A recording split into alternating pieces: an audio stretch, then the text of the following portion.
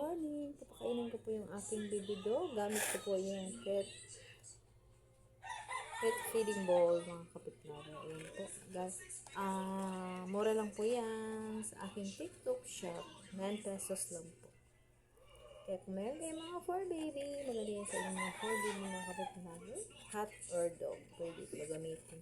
Saka magkagandahan lang yan, mga kapitbahay, kasi carry, kung halimbawa saan kayo pupunta, magaan lang po siya. Hindi siya kalakihan, hindi rin siya kaliitan. Tamang-tama lang yung kanyang sukat.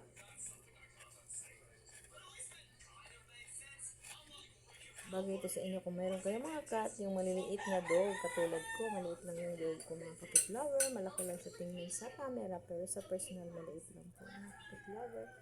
Kaya maganda to sa inyo mga 4 baby, gamitin, mura lang po, at carry, kung saan kayo pupunta man kayo ng party, pupunta man kayo ng maligo or saan man. Kaya ito po, maganda to sa inyong mga 4 baby. Kaya dan check out na kayo dyan sa aking yellow basket. Hinihimay ko muna siya ng kasama bago ko ibigay sa aking baby dog. Ayan, tapos na po. Ayan po. Ganyan po siya, mga kapitbahay. Hindi po siya kaliitan at hindi rin siya kalaki. Tamang-tama lang sa inyo mga 4 baby, mga kapitbahay. Kaya ibibigay na po natin sa aking baby dog kasi nagugutom na po siya. Yung mga pusa po dito is dog food po ang kanyang pagkain. Kaya papakainin ko na po yung aking 4 baby. Halika na. Oops, mamaya na.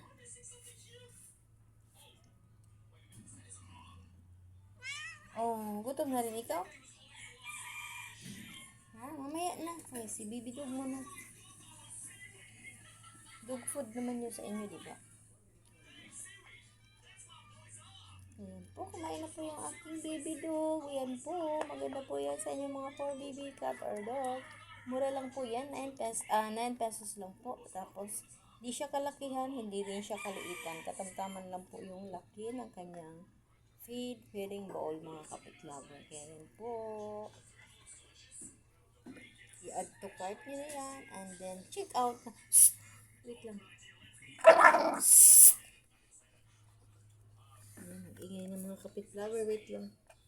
Mag-ano pa ito. Ayaw pa naman ito ng aking baby na may kasalo. Kasi siya lang talaga. May na.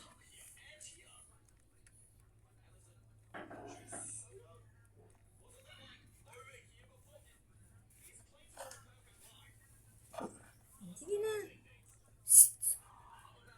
Wag, Ming. Mamaya na ikaw, Ming. Hawa, Ming. Ming. Mag-behave muna, Ming, ha. Mag-behave muna.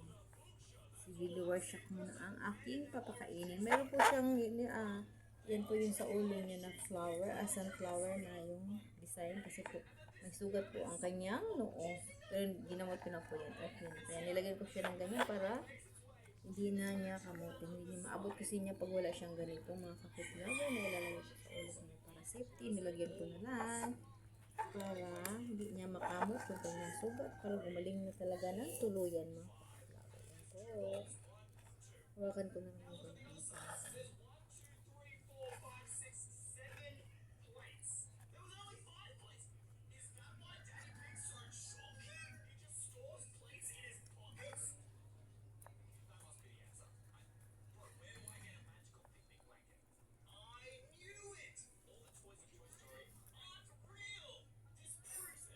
Kaya bye-bye na mga kapitlover. Tigil sa inyo lahat.